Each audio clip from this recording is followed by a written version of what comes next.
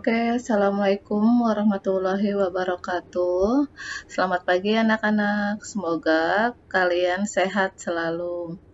Jangan lupa selalu menjaga kesehatan ya. Oke, kali ini sebelum masuk ke pelajaran selanjutnya ya ekonomi, masih di bab 1, baiknya kita berdoa menurut kepercayaan dan agama masing-masing. Berdoa mulai.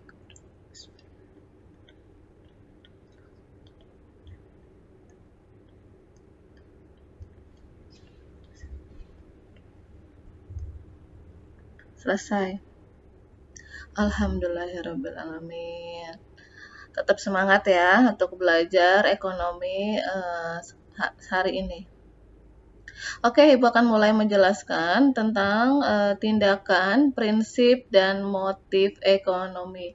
Jadi, hari ini tujuan pembelajarnya diharapkan kalian satu, memahami konsep biaya peluang atau opportunity cost, konsep prinsip ekonomi, dan konsep motif ekonomi.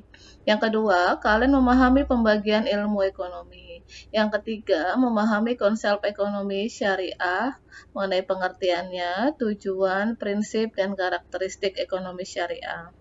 Yang keempat, diharapkan kalian bisa menyajikan hasil identifikasi tentang ilmu ekonomi berdasarkan data informasi dari berbagai sumber belajar yang relevan. Oke, tindakan ekonomi. Tindakan. Namanya tindakan ekonomi adalah kegiatan atau tindakan yang dilakukan manusia untuk memenuhi kehidupan agar mencapai kemakmuran dilandasi prinsip ekonomi. Ya, di sini tindakan ya, kegiatan yang dilakukan untuk memenuhi kebutuhan hidup supaya mencapai kemakmuran atau kesejahteraan. Kegiatan ekonomi di sini ada 3, yaitu produksi, distribusi, dan konsumsi. Nah, produksi, namanya memproduksi, membuat ya. Ada proses produksi di sini ya. Membuat dari barang jadi, kemudian dari barang mentah, mohon maaf ya, kemudian diproses sehingga menjadi barang jadi. Lalu yang selanjutnya ada distribusi ya. Distribusi adalah kegiatan menyalurkan barang dari tangan produsen atau si pembuat ya sampai ke tangan konsumsi, sampai ke tangan konsumen ya. Produksi, mendistribusikan, menyalurkan barang, sayuran, pokoknya menyalurkan di sini ya. Mau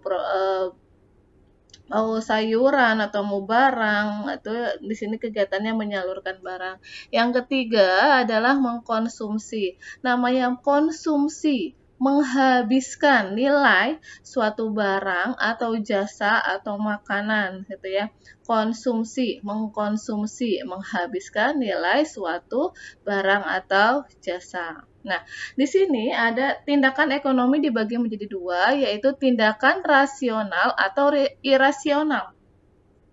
Tindakan rasional adalah suatu tindakan yang masuk akal ya untuk memenuhi kebutuhan kita. Sedangkan tindakan irasional adalah suatu tindakan yang tidak masuk akal gitu ya.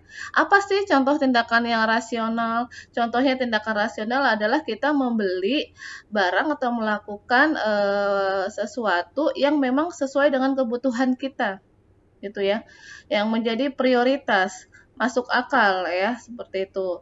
Sedangkan irasional adalah kita melakukan tindakan yang tidak masuk akal, tidak irasional. Misalkan ya, kita beli karena diskon atau kita beli karena memang ingin dilihat orang, misalkan seperti itu ya. Padahal kita nggak butuh seperti itu. Itu tindakan irasional. Biasanya korban iklan ya, karena ada diskonan besar-besaran, padahal kita udah punya atau tidak butuh, kita beli.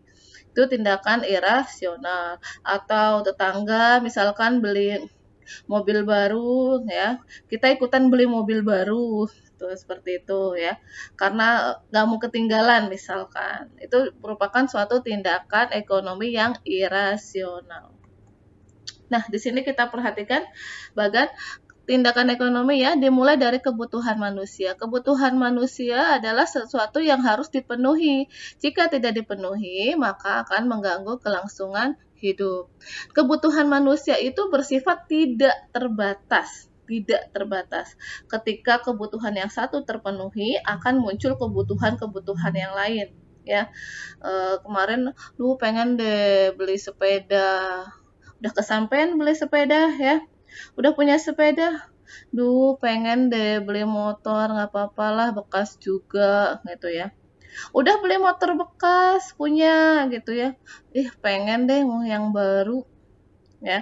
Udah ada yang baru, pengen ada keluaran terbaru misalkan ya. Terus ya, manusia itu tidak pernah puas dan kebutuhan manusia itu juga tidak terbatas. Nah, akan tetapi untuk memenuhi alat yang dibutuhkan manusia itu kan diambil dari sumber daya alam kita ya. Sedangkan sumber daya alam kita ini bersifat terbatas. Sehingga ada ketidakseimbangan antara kebutuhan dan alat memuas kebutuhan, sehingga menimbulkan yang namanya kelangkaan, langka ya, seperti itu. Barang yang dibutuhkannya lebih sedikit daripada kebutuhannya ya, seperti itu.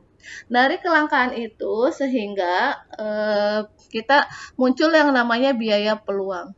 Biaya peluang adalah biaya atau kesempatan yang diambil karena kita memilih sesuatu pilihan ya, yang menurut kita itu adalah pilihan yang terbaik. Biaya peluang ya, gitu. Misalkan kemarin yang telah Ibu jelaskan ya, si A setelah lulus SMA dia memilih antara membuka bengkel untuk membantu ayahnya atau kuliah.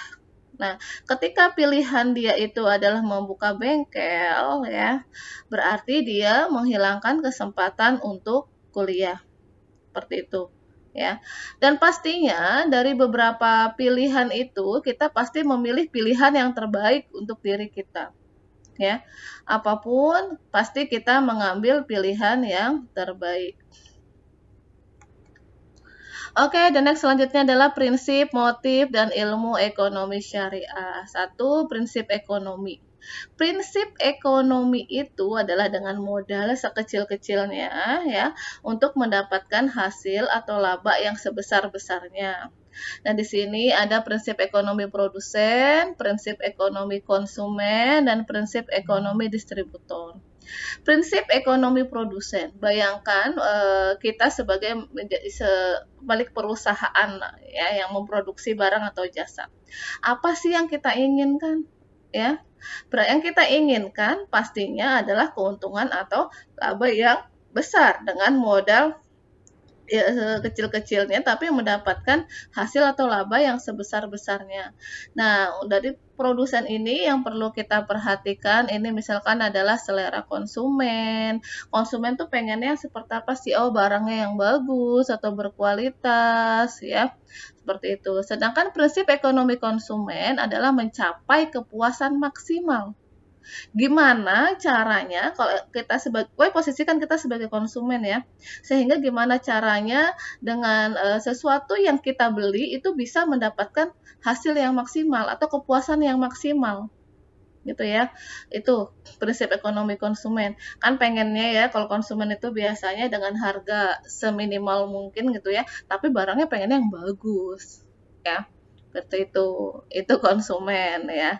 Yang ketiga adalah prinsip ekonomi distributor, menyesuaikan barang dagangan dengan kebutuhan.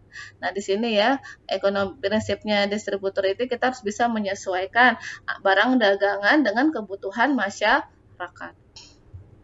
Yang kedua, sini ada yang B adalah motif ekonomi. Motif ekonomi adalah alasan atau tujuan individu dalam melakukan tindakan ekonomi. Ada motif intrinsik, ada juga motif ekstrinsik. Namanya motif intrinsik di sini adalah berarti faktor yang ada dari dalam diri kita. Misalkan kita melakukan pembelian barang atau jasa itu untuk apa sih? Apakah untuk kepuasan sendiri? Apakah memang untuk status sosial?